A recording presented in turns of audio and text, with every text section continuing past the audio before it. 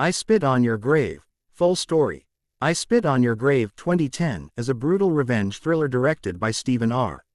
Monroe and is a remake of the controversial 1978 film by Meyer Zerchi. The story follows a young writer whose peaceful retreat turns into a nightmare, leading her down a dark and relentless path of revenge. The film begins with Jennifer Hills, a young novelist from the city, arriving in a remote cabin in the woods. She has rented the cabin to find solitude and focus on writing her next book. Surrounded by thick forests and a quiet lake, the location seems perfect for creativity and reflection. Jennifer is independent, confident, and determined to complete her manuscript without distraction. Shortly after settling in, she drives into a nearby small town to buy supplies. Her presence immediately attracts attention, particularly from a group of local men who are unaccustomed to outsiders. Among them is Johnny, the arrogant and aggressive leader of the group. His friends include Stanley, Andy, and a mentally challenged young man named Matthew, who is often manipulated by the others. At the gas station and grocery store, the men stare and make inappropriate comments, clearly objectifying her. Jennifer senses their hostility and leaves quickly, hoping to avoid further interaction. However, the isolation that initially seemed peaceful now feels threatening. Back at the cabin, Jennifer continues writing and tries to ignore the unsettling feeling that she is being watched. One evening, Matthew appears at her door delivering groceries she accidentally left behind in town. Although hesitant, Jennifer lets him inside briefly to thank him.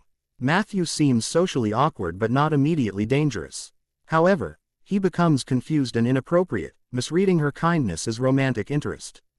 When he tries to force himself on her, Jennifer resists and orders him to leave. Humiliated, Matthew runs off. Feeling disturbed by the encounter, Jennifer locks her doors and tries to focus on her work.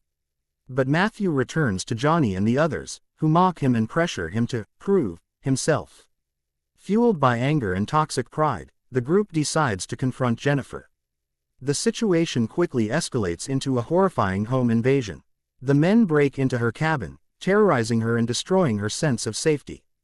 The violence that follows is prolonged and deeply traumatic.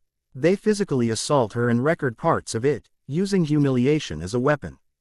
The attack is brutal and relentless, showing the depths of their cruelty and group mentality. After the assault, fearing consequences, they decide they cannot leave her alive to report them. They chase her through the woods, beating and torturing her further. Eventually, believing she is dead, they leave her body in the forest. Injured and traumatized, Jennifer manages to crawl toward the river. She collapses and falls into the water, disappearing from sight. The men assume she has died, and life in the small town appears to return to normal. They cover up their crimes and continue their daily routines, convinced they will never face consequences. However, Jennifer survives. Weeks later, the film shifts dramatically in tone. Jennifer, now transformed by trauma and driven by a burning desire for justice, begins carefully planning her revenge. She is no longer the vulnerable writer who arrived seeking peace. Instead, she has become methodical, silent, and patient. Her revenge unfolds one by one. She first targets Matthew, the weakest member of the group. Pretending to offer him affection and forgiveness, she lures him into a false sense of security. Once he is completely vulnerable, she reveals her true intentions. The punishment she delivers is cruel and calculated, mirroring the betrayal and manipulation he participated in. The scene emphasizes her emotional detachment. She shows no hesitation. Next, she goes after Stanley and Andy. Each confrontation is uniquely designed to exploit their personal fears and weaknesses. Jennifer uses psychological tactics before physical retaliation. She traps them in isolated situations, turning the tables so that they experience fear, helplessness, and pain similar to what they inflicted on her. The revenge is brutal and graphic, symbolizing her attempt to reclaim control over her body and power. Johnny, the ringleader, is saved for last.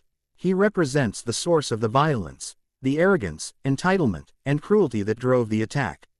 Jennifer confronts him at the cabin where it all began. The setting brings the story full circle. Their final confrontation is intense. Johnny initially underestimates her, believing she is still weak. But Jennifer has prepared thoroughly.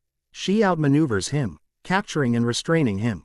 In a final act of vengeance, she forces him to confront his actions before delivering a painful and symbolic punishment. The scene is not about quick death but about making him experience fear and humiliation. By the end of the film, every attacker has faced retribution. Jennifer leaves the cabin behind, walking away into the unknown. She does not celebrate or smile. Her expression is distant and hardened. The revenge did not restore her innocence or erase her trauma. Instead, it transformed her permanently. The film closes on an unsettling note. Justice in the traditional legal sense never occurs. Instead, Jennifer creates her own justice system. The audience is left to question morality, vengeance, and the psychological cost of violence. The story is not simply about revenge. It explores themes of power, survival, trauma, and transformation. Jennifer begins as a hopeful artist seeking inspiration but becomes a symbol of wrath after experiencing unimaginable cruelty. The men, driven by toxic masculinity and peer pressure, represent how group violence can escalate when unchecked by conscience.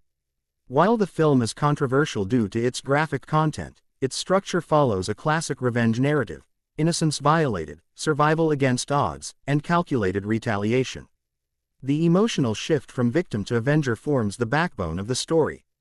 In the end, I Spit on Your Grave is a dark and disturbing exploration of human cruelty and the extreme lengths someone might go to reclaim control after being dehumanized. It leaves viewers unsettled, forcing them to confront uncomfortable questions about justice, morality, and the cycle of violence.